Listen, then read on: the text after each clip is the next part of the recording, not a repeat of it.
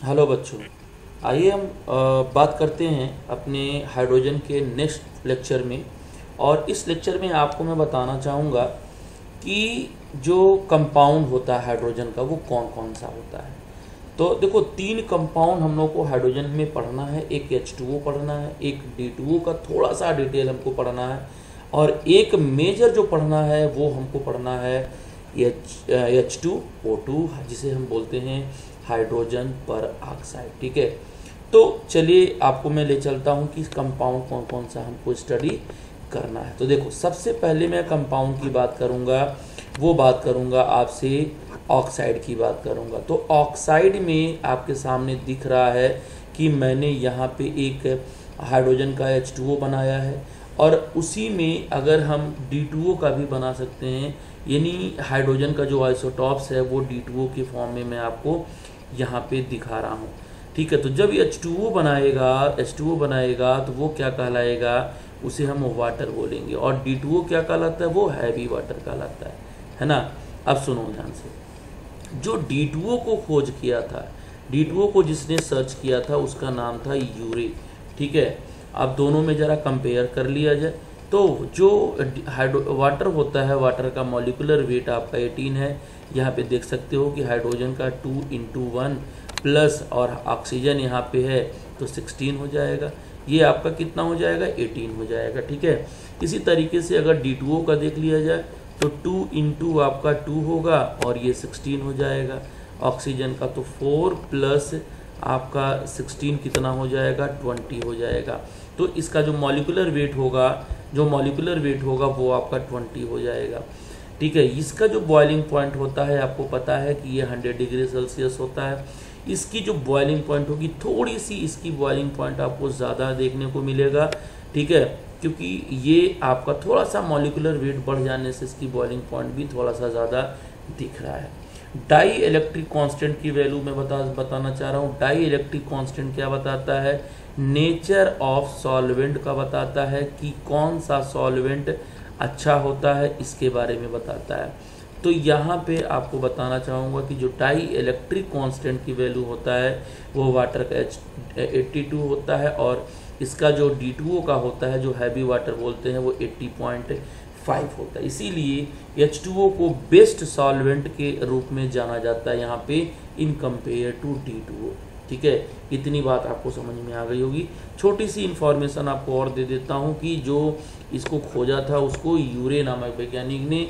अच्छा, D2O का जो मेजर इस्तेमाल होता है आप जानते हो कि यह न्यूट्रॉन मॉडरेटर के रूप में यूज करते हैं इन न्यूक्लियर रिएक्टर में। ठीक है, न्यूट्रॉन मॉडरेटर का मतलब क्या होता है, न्यूट्रॉन को एब्जॉर्ब कर लेना। ठीक है, न्यूक्लियर रिएक्टर जो होता है, न्यूक्लियर रिएक्शन होता है अनकंट्रोल्ड जो न्यूक्लियर रिएक्शन होता है, ठीक है, उसमें जो न्यूट्रॉन बनते हैं उसको ये एब्जॉर्ब करता है और रिएक्शन को कंट्रोल कर लेता है। ठीक है, रही बात ऑक्साइड, हम अगर H2O2 की बात करेंगे तो आगे मैं डिटेल बात करूंगा H2O2 के बारे में, यहाँ पे भी आपको डिटेल बात नहीं करूंगा। ठीक है, उसका अलग से आपको एक लेक्चर दे दूंगा। ठीक है, चलिए मैं आगे ले चलता हूँ आपको कि केमिकल प्रॉपर्टी इन दोनों का क्या होता है। ठीक है, तो चलिए हम लोग बात करते हैं केमिकल प्रॉपर्टी ऑफ किसका बेटा, H2O और D2O का। तो थोड़ा सा मैं आपको केमिकल इक्वेशन यहाँ पे आपको समझाना चाह रहा हूँ, केमिकल रिएक्शन यहाँ पर क्या देखने को मिल जाता है। ठीक है, तो चलिए वहीं पे ले चलते हैं। जैसे मान लो कि अगर आपके पास यहाँ पर H2O हो, यहाँ पे आपका, ठीक है, H2O हो, यहाँ पे देखो ये है, और यहाँ पे आप सोडियम के साथ रिएक्शन कराना चाह रहे हो। किसके साथ, सोडियम के साथ। तो आप देख सकते हो यहाँ पे जो H होगा उसका इलेक्ट्रॉन ये खींच के ले जाएगा ऑक्सीजन, इस पे निगेटिव और इस पे पॉजिटिव आएगा। और सोडियम का डिटेल में आपको क्या बताऊं कि Na जब अपना इलेक्ट्रॉन लूज करता है तो इसके ऊपर पॉजिटिव चार्ज आता है। अब ये जो इलेक्ट्रॉन आपको देखने को मिल रहा है, ये वाला जो इलेक्ट्रॉन, इस इलेक्ट्रॉन को ये H पॉजिटिव गेन कर लेता है और हाफ H2 के फॉर्म में कन्वर्ट हो जाता है, और बचा क्या आपका Na पॉजिटिव और OH निगेटिव, तो यहाँ से NaOH आपको देखने को मिल जाएगा। ठीक है, तो ये आपका एक केमिकल रिएक्शन रहा। दूसरा केमिकल रिएक्शन में आपसे बात करता हूँ कि मान लिया जाए कि अगर आपके पास इथाइन ग्रुप है, C≡CH है, तो आपको पहले ही मैं बता रखा था किसी दिन लेक्चर में कि ये आपका sp हाइब्रिडेशन है। sp है तो s कैरेक्टर क्या हो जाएगा, 50% होगा। और एक बात और आप जानते हो कि जो इलेक्ट्रोनिगेटिविटी होता है वो परसेंटेज ऑफ यस कैरेक्टर पे भी डिपेंड करता है। ठीक है, इसका मतलब कुल मिला के अगर बात ये करें कि अगर यस कैरेक्टर ज़्यादा है तो इलेक्ट्रोनिगेटिविटी भी उस कार्बन की ज़्यादा होगी, यानी वो इलेक्ट्रॉन को खींचेगा, इधर खींचेगा तो इस पर निगेटिव और इस पर पॉजिटिव आएगा। और जब सोडियम उनके साथ ट्रीट करेगा तो सेम जैसे ऊपर वाला मैंने रिएक्शन बताया, ये क्या बनाएगा, C≡C, यहाँ पे आपका निगेटिव और ये पॉजिटिव, और फिर यहाँ पे जो देखने को मिल जाएगा वो हाफ H2 मिल जाएगा। ठीक है, तो ये भी एक रिएक्शन होता है। तीसरी बात मैं आपसे करता हूँ, तीसरा रिएक्शन करता हूँ, जैसे आप बड़ा फेमस रिएजेंट है जिसे कहते हैं ग्रिग्नार्ड रिएजेंट। क्या कहते हैं, ग्रिग्नार्ड रिएजेंट। अब जब ग्रिग्नार्ड रिएजेंट को हम वाटर के साथ रिएक्शन करते हैं तो सारा प्रोसीजर आपको वही मिल जाएगा जो पहले से आप जानते हो।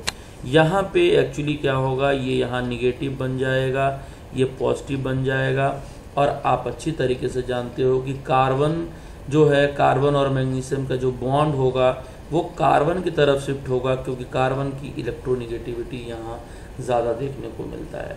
तो आप देखोगे CH3 जो निगेटिव चार्ज है वो आपका H पॉजिटिव के साथ जब अटैच करेगा तो ये CH4 बना रखेगा, और Mg जो बन रहा है वो एक Br के साथ ऑलरेडी अटैच है और यहाँ पे OH के साथ आ जाएगा। हम बताना चाह रहे हैं आपको कि मैग्नीशियम जो होता है इसकी बैलेंस में 2 इलेक्ट्रॉन होता है, तो ये 2 बॉन्ड बना सकता है, इजीली आप देख सकते हो यहाँ पर। तो यहाँ पर भी ये इस तरीके से कुछ रिएक्शन करते हैं। ठीक है, जिस तरीके से H2O का आप रिएक्शन देख रहे हो सेम उसी तरीके से आप किसका रिएक्शन देखोगे, यहाँ पे इसका भी रिएक्शन देखोगे, D2O का भी। ठीक है, एक और मैं इसी तरीके से एग्जांपल बताना चाह रहा हूँ, ले चलता हूँ आपको दूसरे पेज पे। तो देखिए यहाँ पे एग्जांपल आप देख सकते हो। तो मान लिया जाए कि यही जो CH3 मैंने लिख रखा है, Mg और Br लिख रखा है, अगर मैं यहाँ पे DOD लिख लूँ तो क्या प्रोडक्ट देने वाला है, ये बात तो आपको पहले से पता है। ये चीज़ तो कोई लफड़ा नहीं है, निगेटिव और ये पॉजिटिव देने वाला है। यहाँ पर भी कोई दिक्कत नहीं है, ये निगेटिव और ये पॉजिटिव आपको देने वाला है। तो आप देखोगे कि ये निगेटिव टर्मिनल और ये पॉजिटिव टर्मिनल क्या बना देगा, कहोगे CH3D बना लेगा, और एक बॉन्ड पर आपका OD आ जाएगा और यहाँ पर आपका Br आ जाएगा। तो आप क्या देख रहे हैं कि जिस तरीके से H2O रिएक्शन कर रहा है सेम उसी तरीके से ये भी रिएक्शन कर रहा है। एक और एग्जांपल आप इस पे देख सकते हैं, ये 3 डिग्री आपका एल्किल है, यहाँ पे Mg है, यहाँ पे आपका Br है। यहाँ पे फिर DOD का रिएक्शन कराना चाह रहा हूँ सेम उसी पैटर्न पे जैसे आप वाटर से कराते हो। ये निगेटिव, ये आपका पॉजिटिव होगा, यहाँ पे आपका निगेटिव होगा, ये आपका पॉजिटिव होगा। तो सिंपल सी बात है, ये इस निगेटिव पर D जाएगा, और जब जाएगा तो क्या बना लेगा, यहाँ पे आप देख सकते हो ये आपका जो बनाएगा ये CH3 रहेगा ही, यहाँ पर भी CH3 होगा, ये आपका D हो जाएगा। फिर मैग्नीशियम के यहाँ पे जो है OD बना लेगा, और यहाँ जो बनाएगा आपका क्या होगा, Br अटैच हो जाएगा। तो इस तरीके से आप देखोगे कि ये रिएक्शन देते हैं। ठीक है, वाटर के साथ रिएक्शन आपका प्रोवाइड करते हैं। एक और रिएक्शन आपको दिखाता हूँ जो CaC2 है, कैल्शियम कार्बाइड है, और यहाँ पे DOD आपका रिएक्शन करेगा। DOD ये देखो, ये निगेटिव, यहाँ पे पॉजिटिव। ठीक है, और ये आपका पॉजिटिव तो रहेगा ही। तो यहाँ पे क्या होने वाला है, ये 2 मोल जब रिएक्शन करेगा ये दोनों मिल करके C2D2 फॉर्म करते हैं और CaOH का OD का होल ट्वाइस। अब अगर हम उसके जगह हाइड्रोजन को लेके सॉल्व कर लें तो कैल्शियम कार्बाइड 2 मोल HOH लेते हो, सेम वही पैटर्न से यहाँ से आप H2O निकाल लेते हो, तो C2H2 निकाल लेते हो। इथाइन बनाने का प्रोसीजर होता है और CaOH का होल ट्वाइस हो जाता है। तो ये सारे रिएक्शन आपको वाटर और D2O के साथ मैंने करा के दिखाया। इसी तरीके से आप रिएक्शन कराएंगे। जो मेथड है इलेक्ट्रॉन का ट्रांसफ़र, उसके बेसिस पे आप आसानी से कर सकते हैं। चलिए आगे चलते हैं हम लोग। तो ये रहा। अब आपको मैं बताऊंगा कि वाटर के कितने टाइप्स यहाँ पे देखने को मिलेंगे। बहुत इंपॉर्टेंट टॉपिक है, इस टॉपिक से आपको सवाल पूछता ही पूछता है। ठीक है, तो एक आपको मैं बताना चाह रहा हूँ कि एक जो होता है बेटा, एक होता है जो हार्ड वाटर की तरह होता है और एक जो होता है यहाँ पर देखने को मिलता है सॉफ्ट वाटर। ठीक है, तो यहाँ पे एक आपको जो मिलेगा वो आपका सॉफ्ट वाटर मिलेगा। 1 मिनट, यहाँ पे आपका सॉफ्ट वाटर मिलेगा। ठीक है, और एक जो मिलता है यहाँ पे वो आपको हार्ड वाटर देखने को मिलता है। अब इसका मतलब क्या होता है, सॉफ्ट और हार्ड का क्या मतलब होता है? सॉफ्ट और हार्ड का मतलब ये होता है कि अगर जो वाटर सोप के साथ लेदर प्रोड्यूस करता है या फोम प्रोड्यूस करता है उसे सॉफ्ट वाटर कहते हैं। ठीक है, और जो हार्ड वाटर होता है वो जो लेदर प्रोड्यूस नहीं करता है या वो पानी फिट नहीं होता है ड्रिंक करने के लिए, उसको हम क्या कहते हैं, हार्ड वाटर। तो क्यों वो हार्ड होगा, क्यों वो सॉफ्ट होगा? तो याद रखना, हार्डनेस जो होता है वो कुछ साल्ट की वजह से होता है, जिसके कैल्शियम और मैग्नीशियम के सॉल्ट की वजह से होता है। पानी में हार्डनेस किसकी वजह से होता है? पानी में हार्डनेस जो होता है आप देखने को पाएंगे कि या तो कैल्शियम के सॉल्ट होगा या तो मैग्नीशियम के सॉल्ट होगा। ठीक है, अब ये कौन सा सॉल्ट हो सकता है? तो ये जो सॉल्ट हो सकता है आप जानोगे कि उसमें जो सॉल्ट हो सकता है कि वो कैल्शियम बाइकार्बोनेट हो जाए, हो सकता है कैल्शियम बाइकार्बोनेट हो जाए, या हो सकता है कि उसमें मैग्नीशियम बाइकार्बोनेट हो जिसके वजह से वो सॉफ्ट नहीं है, हार्ड है, या हो सकता है कि उसमें कैल्शियम क्लोराइड हो, या हो सकता है कि उसमें मैग्नीशियम क्लोराइड हो, या हो सकता है कि उसमें कैल्शियम सल्फेट हो, या इट मे बी पॉसिबल कि उसमें मैग्नीशियम सल्फेट हो। इनके वजह से अगर हम बात करें तो इनके वजह से जो पानी होता है वो हार्ड होता है, वो फिट नहीं होता है ड्रिंक करने के पर्पस से। ये मैं कहना चाह रहा हूँ, क्योंकि सॉफ्ट में कोई दिक्कत नहीं है, सॉफ्ट तो हमारे काम का है, इससे नहीं मतलब है। हमको हार्ड वाटर की बात करनी है, जिस वाटर को हम पी नहीं सकते हैं, जिस वाटर को यूज नहीं कर सकते हैं, ये बात कर रहा हूँ। ठीक है, तो उसी के बारे में मैं डिटेल आपसे डिस्कस भी करूँगा, कैसे वो हार्ड वाटर को सॉफ्ट वाटर में कन्वर्ट किया जाएगा। तो सबसे मेन बात ये है कि जब जिसके अंदर जिस पानी में ये बाइकार्बोनेट हो, मैग्नीशियम बाइकार्बोनेट है, कैल्शियम क्लोराइड हो, मैग्नीशियम क्लोराइड हो, या कैल्शियम सल्फेट हो या मैग्नीशियम सल्फेट हो, वो वाटर जो होने वाला है वो हार्ड वाटर होने वाला है। अब हार्डनेस जो होता है वो 2 तरीके से देखने को मिलता है। एक मिलता है टेम्पोररी हार्डनेस। एक जो होता है वो टेम्पोररी हार्डनेस होता है। क्या होता है? टेम्पोररी हार्डनेस होता है। और एक जो होता है वो परमानेंट हार्डनेस होता है।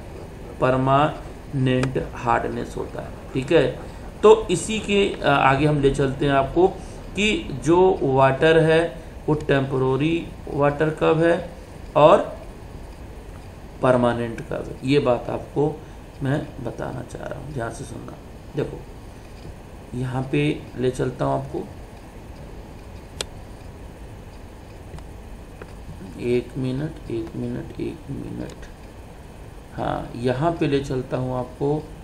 यहाँ पे जो आपका हार्ड वाटर की मैंने बता दिया था।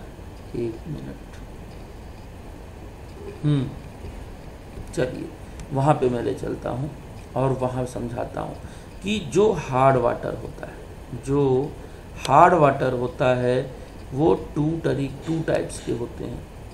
एक आपको मैंने क्या सिखाया, एक सिखाया मैंने कि एक टेम्पोररी होता है। चलो ठीक है, टेम्पोररी होगा तो वो ईजिली चाहो तो निकाल सकते हो, टेम्पोररी हार्ड वाटर। और एक क्या होता है, एक होता है परमानेंट हार्ड वाटर होता है। ठीक है, तो वहीं पे हम बात करते हैं। देखो टेम्पोररी जो हार्डनेस होता है बेटा, वो सिर्फ और सिर्फ ड्यू टू बाइकार्बोनेट होता है, होता है। बस याद रखना, ड्यू टू बाइकार्बोनेट होता है। किसका? या तो कैल्शियम का या तो मैग्नीशियम का। ये ध्यान देने वाली बात है। जैसे मान लो हो सकता है उसके अंदर कैल्शियम बाइकार्बोनेट हो, ठीक है, या हो सकता है उसके अंदर क्या हो, मैग्नीशियम बाइकार्बोनेट हो सकता है मैग्नीशियम बाइकार्बोनेट हो। 1 मिनट, ये चीज देखो, तो यहाँ पे एक बार और लिख देता हूँ, मैग्नीशियम बाइकार्बोनेट, ये चीज है। तो हो सकता है कि या तो कैल्शियम बाइकार्बोनेट हो या तो मैग्नीशियम बाइकार्बोनेट हो। इसके वजह से उसके अंदर टेम्पोररी हार्डनेस देखने को मिलता है। तो देखो ये तो इजीली टूट करके निकल जाएगा हीट करने पर इजीली, लेकिन ये परमानेंट जो होता है वो हीट करने से नहीं निकलता। क्यों? क्योंकि देखो इसमें क्या होते हैं, इसमें क्लोराइड होते हैं और क्या होते हैं, यहाँ पे सल्फेट देखने को मिलते हैं। किसके? कैल्शियम और मैग्नीशियम के।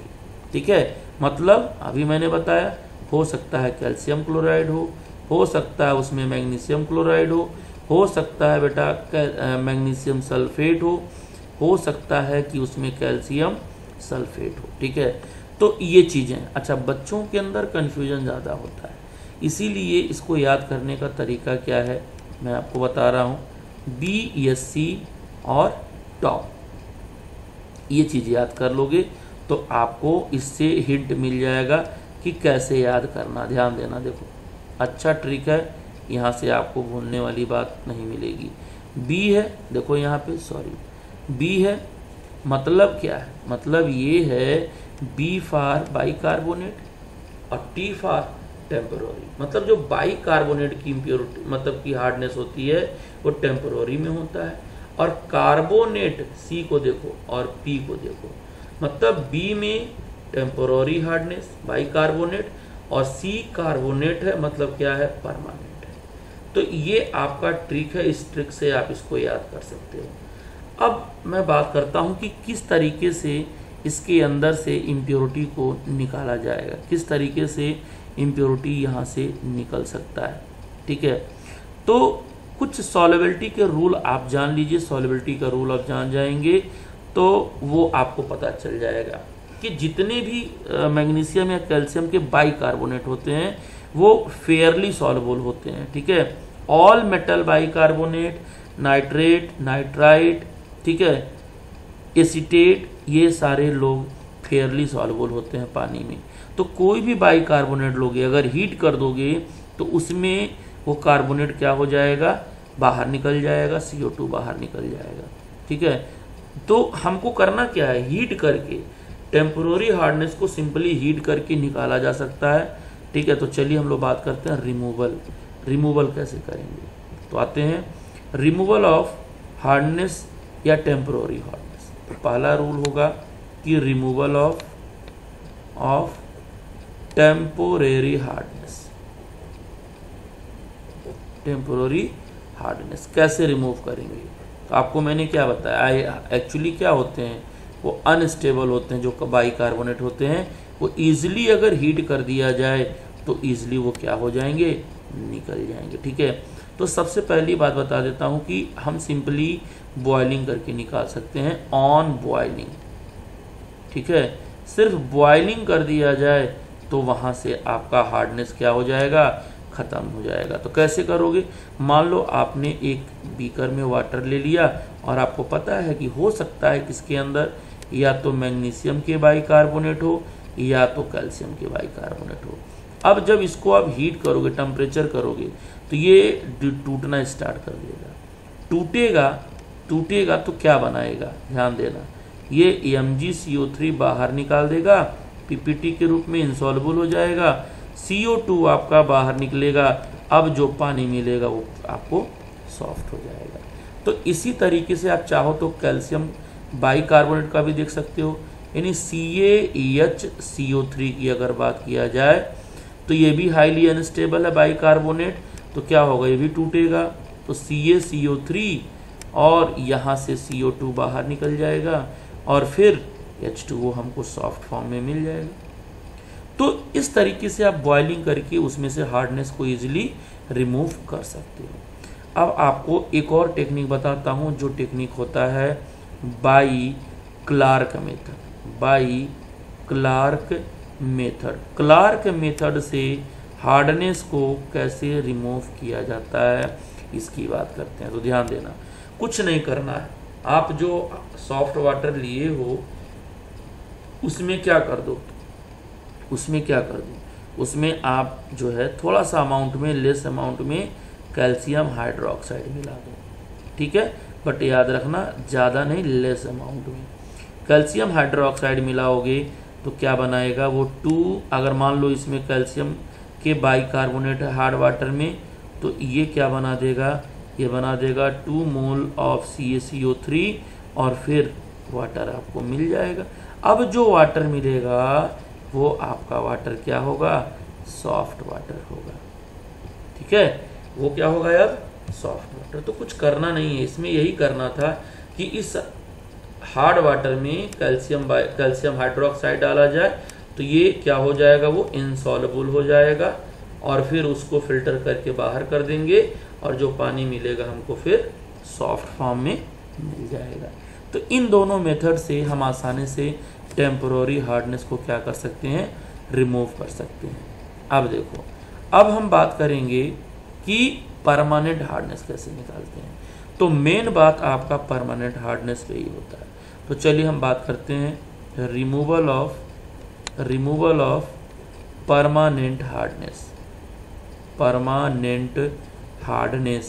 ठीक है। ये भी मज़ेदार है, बस आपको थोड़ा सा कुछ केमिकल के नेम्स को याद करना पड़ेगा तो आप परमानेंट हार्डनेस को निकाल सकते हो। आपको सबको पता है कि परमानेंट हार्डनेस किसके वजह से था, परमानेंट हार्डनेस आपके सल्फेट और क्लोराइड की वजह से था। तो सबसे पहले हम क्या करेंगे, पहला ये स्पेशल टेक्निक से निकालना पड़ता है, क्योंकि जो कैल्शियम सल्फेट होता है या क्लोराइड थोड़ा सा स्टेबल होता है, इसीलिए वो सिंपली हीट करने से बाहर नहीं निकलता है। तो सबसे पहला मेथड है और बड़ा मोस्ट इम्पॉर्टेंट मेथड है परम्यूटाइट मेथड। इसे क्या कहते हैं, परम्यूटाइट मेथड बोलते हैं। इस मेथड का एक और नाम होता है जिसको हम जियोलाइट मेथड के नाम से जानते हैं, जियोलाइट मेथड या जियोलाइट प्रोसेस के नाम से जानते हैं, है ना। तो अब इसके अंदर क्या होता है इस बात को समझाएं। जियोलाइट लेंगे हम, तो देखो जियोलाइट के रूप में क्या लेते हैं, Na2 Al2 Si2 और OH के फॉर्म में लेते हैं। और ये मिलता कहाँ से है, एक्चुअली ये मिक्सचर है, ये क्या है, एक मिक्सचर है। और ये मिक्सचर कहाँ से आता है, ये आता है Na2O से, ठीक है, Al2O3 से, ठीक है, और 2 मोल SiO2 से मिलता है। इनको जब मिलाते हैं तो सोडियम एल्यूमिनियम सिलिकेट का फॉर्म मिलता है जो जियोलाइट के नाम से जाना जाता है। अब करना क्या है, यहाँ पे मान लो कैल्शियम सल्फेट है, तो कैल्शियम सल्फेट से कैल्शियम पे 2 पॉजिटिव होगा, हमको इसी को एक्सचेंज कर देना है। तो देखो ध्यान से करेगा क्या, यहाँ देखो एक पॉजिटिव चार्ज होता है तो 2 पॉजिटिव वाले को रिप्लेस कर देगा। तो क्या करेगा, वहाँ आ जाएगा Ca और फिर हो जाएगा Al2 Si2 और O8, ठीक है, और यहाँ से 2Na फिर बाहर चला जाएगा। तो ये क्या हो जाएगा, ये आपको इजीली फिर बाहर निकाल देंगे हम इसको फिल्टर करके, और वाटर हमको सॉफ्ट फॉर्म में मिल जाएगा। लेकिन हमको बार बार जियोलाइट तो खरीदना नहीं है, इसीलिए क्या करते हैं, फिर से हम जियोलाइट को बना लेते हैं। कैसे? इसी से। इसमें क्या करते हैं, इसमें करते हैं NaCl का हम सेचुरेटेड सोल्यूशन लेते हैं और बॉयल करते हैं। ठीक है, बॉयल करते हैं, ये सोल्यूशन लेके बॉयल करते हैं, तो वही स्टेप होता है। फिर क्या होगा, 2 मोल यहाँ से Na इस Ca को रिप्लेस कर देगा, और Na2 Al2 Si2O8 बन जाएगा, और फिर यहाँ आपका CaCl2 बाहर चला जाएगा। तो देखो यहाँ से फिर से मुझे क्या मिलेगा, जियोलाइट ऑब्टेन्ड हो जाएगा। तो ये परम्यूटाइट मेथड से हम क्या करते हैं, इसको मिला करके, जिसमें ये वाटर है, देखो ये क्या है, ये हार्ड वाटर, और हार्ड वाटर में क्या है, कैल्शियम है, मैग्नीशियम का सल्फेट, कोई भी हो सकता है, क्लोराइड भी हो सकता है। तो सिर्फ हमने क्या किया, यहाँ से निकाल दिया। अब सोडियम सल्फेट, अगर आप सल्फेट दिखाओगे तो यहाँ सोडियम सल्फेट निकलेगा, क्लोराइड दिखाओगे तो NaCl निकल जाएगा। तो ये रहा आपका परम्यूटाइट मेथड। दूसरे मेथड पे बेटा आते हैं। दूसरा मेथड है, सेकंड मेथड आता है, बड़ा फेमस मेथड है, और उस मेथड को हम कहते हैं कैलगन मेथड। क्या बोलते हैं, कैलगन मेथड। अब इस कैलगन मेथड में क्या होता है, ये ध्यान देना है।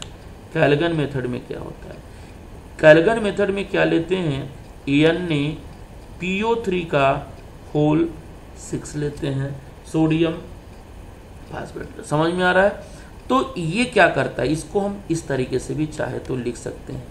एक्चुअली ये होगा Na6PO3 का होल 6, या हम और तरीके से चाहें तो इसको तोड़ करके Na2 Na4, ठीक है, और PO3 का होल 6 के रूप में। अब इसी को हम इस्तेमाल करेंगे रिएक्शन के रूप में। कैसे उसको रिप्रेजेंट करते हैं, ध्यान देना। मान लो बेटा कि हमने क्या किया, एक मिनट,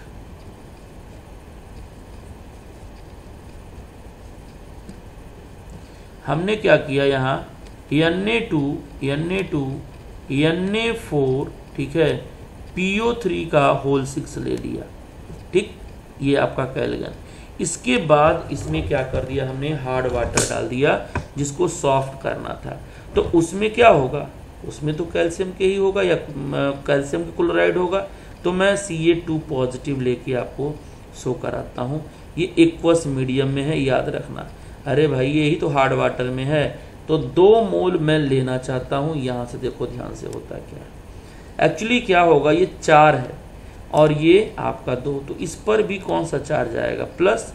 तो 4 बार प्लस हुआ ना, तो 2 2 या 4 हमको यहाँ से इस सोडियम को इस कैल्शियम से रिप्लेस करना है। अंदर वाला तो Na2, और ये क्या हो जाएगा, Ca2, ठीक है, और PO3 का होल 6। फिर यहाँ से जो बनेगा ये PPT के फॉर्म में, मतलब सॉल्युबल कॉम्प्लेक्स बन जाएगा, और 4 Na पॉजिटिव यहाँ से बाहर निकल जाएगा। अब जो पानी मिलेगा, अब मुझे क्या होगा, वो सॉफ्ट फॉर्म में मिल जाएगा। ठीक है, तो एक मेथड आपका ये रहा। तीसरा मेथड एक और होता है, आपसे डिस्कस कर रहा हूँ मैं, उसे करते हैं हम लोग कि बोरेक्स मेथड से। बोरेक्स से क्या होता है, जिसे हम हिंदी में देखते हो कहते हैं सुहागा, इसी के नाम से मार्केट में लोग खरीदते हैं। इसका फॉर्मूला जो होता है वो Na2B4O7 सोडियम बोर, ठीक है, टेट्राबोरेट के नाम से इसको जानते हैं। अब अगर इस सोडियम टेट्राबोरेट को मान लो यहाँ पर हम हार्ड वाटर डाल दिए, तो हार्ड वाटर में क्या होगा, हार्ड वाटर में कैल्शियम होगा या मैग्नीशियम होगा। तो आप कैल्शियम की जगह मैग्नीशियम भी ले सकते हो, कोई दिक्कत नहीं आने वाला है। तो क्या करेगा, 2 पॉजिटिव है, यहाँ पर भी 2 है, 2 सोडियम है। तो देखो, 1 सोडियम पर 1 पॉजिटिव, तो 2 सोडियम पे 2। अब इनको रिप्लेस तो एक ही 2 पॉजिटिव कर सकता है, तो क्या हो जाएगा, यहाँ हो जाएगा CaB4O7, और फिर ये क्या हो जाएगा, कैल्शियम टेट्राबोरेट के फॉर्म में नीचे आ जाएगा, और यहाँ से 2 सोडियम अलग हो जाएगा। ठीक है, तो इस तरीके से हार्ड वाटर को हम फिर सॉफ्ट वाटर में कन्वर्ट कर सकते हैं। ठीक। एक और आता है कि सोडा आस कैसे बनाते हैं, तो उसको भी देख लिया जाए। उसका भी method from soda ash, soda, ठीक है, आस। तो वहाँ पे जो कंपाउंड यूज करते हैं हम लोग, वहाँ पे जो कंपाउंड यूज करते हैं उस कंपाउंड का क्या नाम है, ये भी देख लीजिए। Na2CO3 plus Ca2 positive. अब Ca2 पॉजिटिव कहाँ से आया है, हो सकता है CaCl2 से आ जाए, या हो सकता है CaSO4 से आ जाए।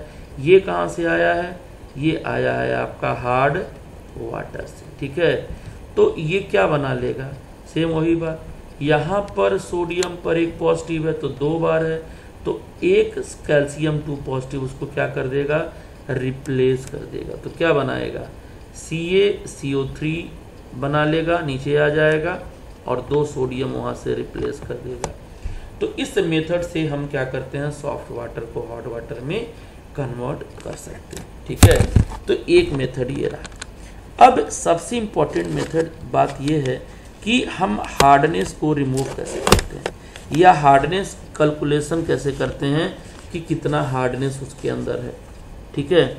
तो हार्डनेस तो बहुत कम अमाउंट में होता है, तो इसीलिए हमको हार्डनेस को कैलकुलेट करने का टेक्निक क्या है, उसके पास चलते हैं। चलिए मैं बताता हूँ, आपसे बात करता हूँ कि calculation of degree of hardness कैसे होता है। कैलकुलेशन ऑफ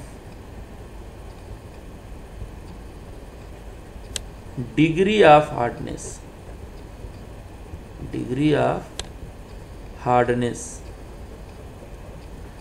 तो डिग्री ऑफ हार्डनेस कैसे निकालते हैं, कैसे रिमूव करते हैं, ये ध्यान देना है। अच्छी बात है, अच्छे से समझना है। तो देखो सबसे पहली बात है कि हार्डनेस को रिमूव करने का जो सिस्टम होता है वो आप पढ़े होंगे सॉल्यूशन में, ppm में होता है, पार्ट पर मिलियन, ठीक है। पार्ट पर मिलियन में डिग्री मतलब हार्डनेस को रिमूव किया जाता है, और ये होता क्या है कि gram weight of calcium carbonate, यही ना प्रेजेंट होता है। ऑब्टेन्ड फ्रॉम, ऑब्टेन्ड कहाँ से, from 10 to the power 6 gram of hard water, 10 to the power 6 gram of hard water. यही आपका ये डिफिनेशन है कि इतने ग्राम हार्ड वाटर से जितना ग्राम CaCO3 निकल जाए वही आपका क्या कहलाता है, डिग्री ऑफ हार्डनेस, ठीक है। तो आप जानते हो कि ppm होता क्या है, ppm आप पढ़े भी हो। ppm क्या कहलाता है, ppm is equal to weight of hardness यानी CaCO3 और वेट ऑफ आप पढ़े होगे सॉल्यूशन, ठीक है, या वेट ऑफ सॉल्यूट और सॉल्वेंट, और यहाँ 10 to the power 6। तो यहाँ पे वेट ऑफ सॉल्यूट और सॉल्वेंट भी लिखा जाता है। इस मेथड से आप हार्डनेस को क्या कर सकते हो, रिमूव कर सकते हो, इस मतलब न्यूमेरिकल से, इस तरीके से। अब एक सवाल आपसे मैं डिस्कस कर लूँ तो आपका सवाल क्लियर हो जाएगा। अच्छा सवाल है, समझ में भी आएगा। तो देखो एक सवाल मैं आपसे बात करता हूँ, क्या सवाल है वो कि कह रहा 5 मिलीग्राम ऑफ CaCO3, कितना, 5 मिलीग्राम, 5 मिलीग्राम ऑफ CaCO3, कितना, CaCO3 की बात कर रहा है, कितने में प्रेजेंट है, is present in 10 to the power 3 ml of water, ml of water, ठीक है। तो कह रहा है इसका डिग्री ऑफ हार्डनेस क्या होगा, डिग्री ऑफ हार्डनेस क्या होगा, ये आपसे पूछ रहा है, यही चीज़ समझना है, ध्यान देना। तो आपको मैंने एक फार्मूला भी बताया है, आप चाहो तो उससे भी कर सकते हो, ठीक है। देखो वेट है ना ये, यानी W ऑफ CaCO3 का वेट दे रखा है, कितना, 5 मिलीग्राम, ये दे रखा है। तो इसको क्यों नहीं हम लोग ग्राम में चेंज कर लें, 5 × 10 to the power -3 ग्राम में चेंज कर लिया हमने, ठीक है। अब इतने में आपसे क्या पूछ रहा है, अच्छा ये कितना दिया है, सॉल्व वाटर का दे दिया है, वाटर का दे दिया है, तो सॉल्यूशन दिया है, इसका मतलब पानी में ही ना प्रेजेंट है। तो ये क्या है, ये तुम्हारा वॉल्यूम दे रखा है, ये भी हो सकता है, वॉल्यूम ऑफ सॉल्यूशन की बात ये कर रहा है। तो कितना दे रखा है, 10⁻³ ml दे रखा है, ठीक है। तो अगर हम लोग ppm निकालना चाहें तो क्या होगा, 5 × 10⁻³ ठीक है, अपॉन 10⁻³ × 10⁻6। यहाँ से सॉल्व कर लीजिए, ये आपका क्या हो जाएगा, ये जब ऊपर जाएगा तो 5 × 10⁻³ और ये 6 - 3 हो जाएगा, ये ऊपर जाएगा तो यहाँ माइनस हो जाएगा। 5 × 10⁻³ × 10⁻³ कैंसिल हो गया, मतलब 5 ppm आपको देखते मिल जाएगा यहाँ से। तो ये आपके हार्डनेस की कहानी रहा। तो इतना लेक्चर मैंने आपको समझाया इसमें, ठीक है, इतनी बातें आपको मैंने समझाई। तो आपको अगर लेक्चर समझ में आई हो तो इस लेक्चर को देखिए, रोक के लेक्चर को लिखिए, क्योंकि लिखने से ही समझ में आएगा ये सारा लेक्चर आपको।